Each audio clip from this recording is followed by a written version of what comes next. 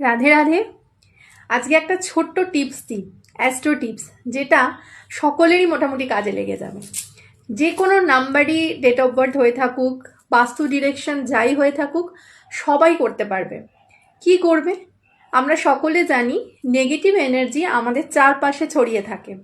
ঠিক সেরকমভাবে বাস্তুতেও negative energy থাকে, বাস্তুর আশেপাশে থাকে, বাস্তুর ভেতরে থাকে। যার কারণে আমাদের হরোস্কোপে হয়তো সব প্ল্যানেটের জন্য আমরা যা যা রেমেডি করার করছি, যা আর কি মেডিসিন নেওয়ার আমরা নিচ্ছি প্ল্যানেটকে ঠিক করার জন্য, বাট তারপরেও আমরা কোথাও যেন গিয়ে আটকে যাচ্ছি। ফাইন্যান্সিয়াল ডেভেলপমেন্ট পাচ্ছি না, রিলেশনশিপে প্রবলেম, মেন্টাল প্রবলেম, হেলথে প্রবলেম, মানে এগুলো লেগেই থাকছে। তো এগুলো থেকে আমরা যদি নিস্তার পেতে চাই, তাহলে আমরা একটা ছোট্ট টিপস করব। কি করব?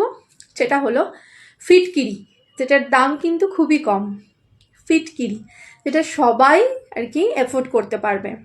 তো ফিটকিরি কিনবো, ফিটকিরির ছোট্ট ছোট্ট টুকরো কিনবো। সেই ছোট ছোট টুকরো ফিটকিরিগুলোকে কি করব, বাড়ির যেটা মেন ডোর তার লেফট সাইডে, মানে আমি বাড়ির এন্ট্রান্স, এটা বাড়ির এন্ট্রান্স, আমি যাচ্ছি, আমার লেফট সাইডে ছোট্ট একটা টুকরো রেখে দেবো। বাড়িতে যতগুলো ঘর থাকবে, রান্নাঘর, বাথরুম, সব জায়গায় একটু ছোট্ট করে টুকরো সব জায়গায় রেখে দেবো। একটা কাঁচের বাউল নেবো, কাঁচের বাউলের ভেতরে ছোট্ট একটা টুকরো সব জায়গায় রেখে দেবো।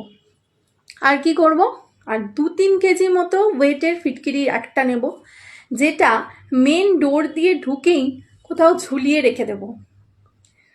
মানে খুব উঁচুতেও রাখবো না, আবার মিডল পজিশনে রাখবো, একদম খুব নিচুতেও না, আবার মাথা ঠুকে যাবে সেরকমও না, মোটামুটি একটা মিডল পজিশন দেখে রেখে দেব। ব্যাস এইটুকুই করতে হবে। এবার যখন দেখবেন যে ফিটকিরিগুলো একদম হাওয়া হয়ে গেছে, তাহলে বুঝবেন বাড়ি থেকে নেগেটিভ ঊর্জা দূর হয়েছে।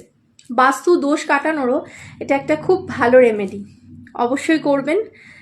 আর অবশ্যই কিন্তু কমেন্ট বক্সে রাধে রাধে লিখে যাবেন, আর ভিডিওটা আরও অনেককে শেয়ার করে দেবেন।